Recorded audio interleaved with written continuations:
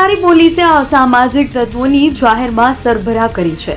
રસ્તા ઉપર ઉતરી હથિયાર સાથે મારામારી કરનારી સમૂહનું પોલીસે સરઘસ કાઢ્યો છે। નવસારી શહેરમાં બે જૂથોએ રસ્તા ઉપર ઉતરી મારામારી કરી હતી। લાકડાના ફટકા અને છરા સાથે રસ્તા ઉપર ઉતરી આવી બે જૂથોએ મારામારી કરી હતી। પોલીસે બંને જૂથો પૈકી મુખ્ય આરોપીઓ ઇમરાન અને આસિફની જાહેરમાં સરભરા કરી છે।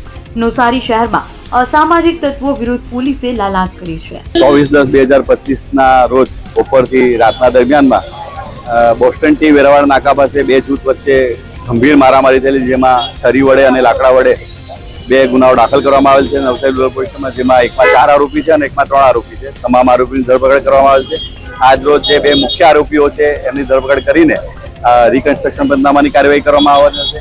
આ બંને આરોપી વિરુદ્ધમાં અગાઉ પણ ઘણા મારામારી ગુનાઓ જે 4 આરોપી 3 આરોપી વિરુદ્ધમાં દાખલ થયેલ છે, એમના વિરુદ્ધમાં પણ ફાંસા અને તડીપાર જેવી સખત કાર્યવાહી કરવામાં આવશે। નવસારી જિલ્લામાં કોઈ પણ કાયદો વ્યવસ્થાનો પ્રશ્ન ઉપસ્થિત થશે તો કોઈ પણ ચમરબંધી હશે એને છોડવામાં આવશે।